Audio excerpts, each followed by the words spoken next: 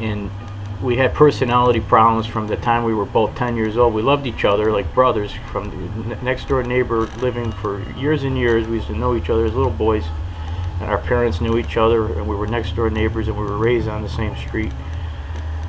But years later, after all that was said and done, you know, they held things against me from childhood, from early teenage years, that had no business in the studio or in a working relationship with me as an adult married man who came back years later, you know, to work with them. And they, you know, they asked me to work with them. So I took it really seriously, like a personal family sentiment, that, you know, this was going to be, you know, the Lifetime Achievement Award for getting a chance to do something on a professional level like that. Being that they were already working or in standing with, you know, Tom Schultz in Boston, and trying to pursue. They had connections. They had a lot of money to work with. They wanted to work with it. They also wanted to spend it and walk around like they were God on earth in their hometown, which bothered me, because if you weren't, you know, you were kind of a flunky who could be replaced or taken out at any time, and naturally that's what happened to me. They worked with a lot of people, and they didn't pay everybody, and it was on the promise of a good time later, and I didn't have the same values that they had at the time. I was cracking under the pressure of this major deal possibility. I used to rehearse 24 hours a day. I used to play in my apartments with my girlfriend, or my, you know, between when I was separated. You know, I was separated from my first wife over a year from New York. Came here, you know, we ended up divorced ultimately 5 years later. I met my son's mother between the second wife in 99, 2000, I think it was. It was introduced to me through them, through the family and friends of this band, you know, that I grew up with. You know, friends, you know, my ex-brother-in-law, I knew him the same time I knew my cousin and the family ever since we were little, you know, boys in our town. We grew up in the same area. He introduced me to his older sister, who was divorced and had, you know, a son. And the thing is, you know, I don't think I did anything at any time, and I've been fighting every tooth and nail about medical records. I've had psychiatric records. I've had family court history for. I just basically concluded one January 11th, 2010. I had my last appearance, and this is after my son's mother has left the state. You know, I won't go into all my personal life details. You know, at one time it sounds ridiculous, but I think I've been handling it civilly and lawfully from day one. And I think I was entitled to compensation for being allowed to work with the great, you know, professional unit that they were supposed to be. I'm really pissed off about that.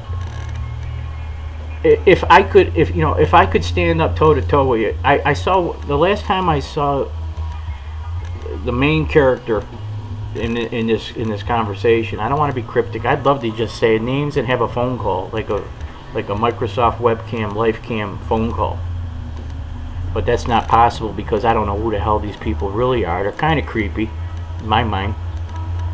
The way they handled themselves, the way they took the money and ran, built themselves up new houses, got remarried and went on with their lives, and left everybody like, and wrote people like, you know, on MySpace, like, no losers or assholes allowed and all this kind of shit, you know, and they won't talk to me. I mean, I kind of feel like I have no other recourse but to take that as a personal dig against me sometimes, when I realize I'm not schizophrenic.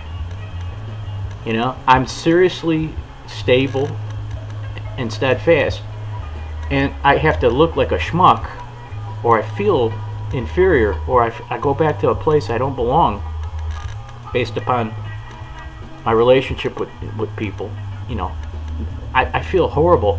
The last time I saw this guy, it was in Walmart, and I was with my son, and I was exiting, and he was coming in, and he said hello. I didn't want to say hello. I disclosed this at my psychologist, you know, I was seeing.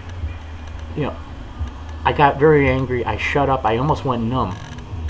walking out the door, all of a sudden I'm confronted with all these hard realities that I fucking lived with, that I wanted to tell the guy off so many times, and you know, telling him off wouldn't have mattered.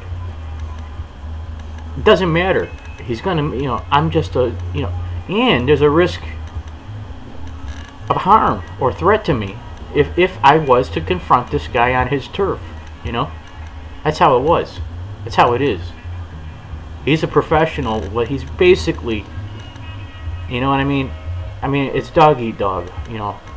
And I didn't want any part of that around my son, and I still don't.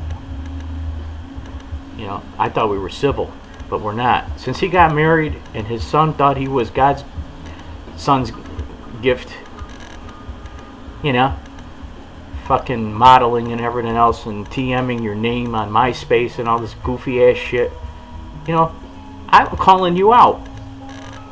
You know, yeah, Utica got niggery. Isn't that what you said? Utica got niggery, and I told you, yeah, that's hot air. In the car.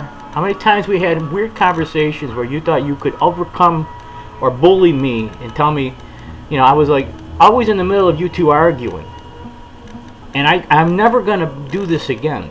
I just want my God and my country and my clarity to say, I will never do that again. And I told you, I don't need this bullshit. And you said, yes, you think you do. And I was like, what the hell are you talking about? I'm here to play music, you assholes. And I had to sit there and I had to choke on him. Remember how I used to choke? I used to go, sit there. Mopey. Yeah, I was fucking nuts. You know why I was nuts? I had no chance to play with the big boys that you pretended to be in your new cars, your fucking hand lotions fucking smell and all that shit. I lived like a goddamn dog animal in welfare apartments while you were fucking playing Rockstar. And now you got a fucking bio and all this management. And I still, you know, I came back to my meager beginnings, and I'm on the ground, and I'm tasting the ground. You know what I mean? I'm low. I don't give a shit though. You know what? It's honest. It's rock steady. This is the ground that I had been born on. It's who I am. I may never have the opportunity to say a kind word to you again or whatever, but you know what? I won't be, you know, all the crazy conspiracy, shadowy people that you brought around and you dealt with and stories you set up had nothing to do with me. This is between you and me. This is like a wrestling interview as far as I'm concerned. This is Dusty Rhodes 1977 calling out Tully Blanchard as far as I'm concerned. You understand? I don't give a rat's ass. There's no consequence that I'm afraid of by airing out my feelings.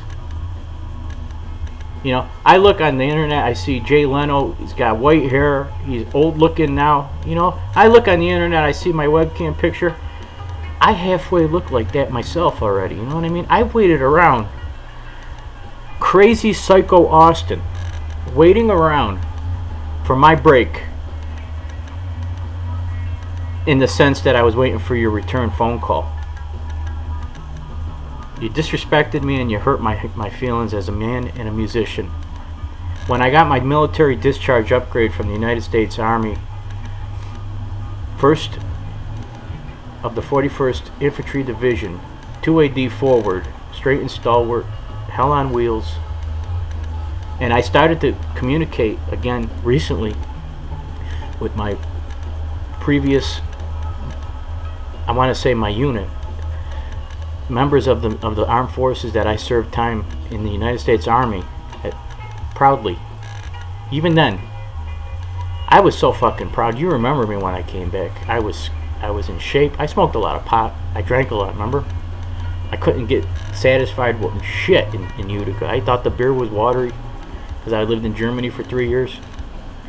That was a hard, you know, hard case to handle, but man, I had a lot of heart.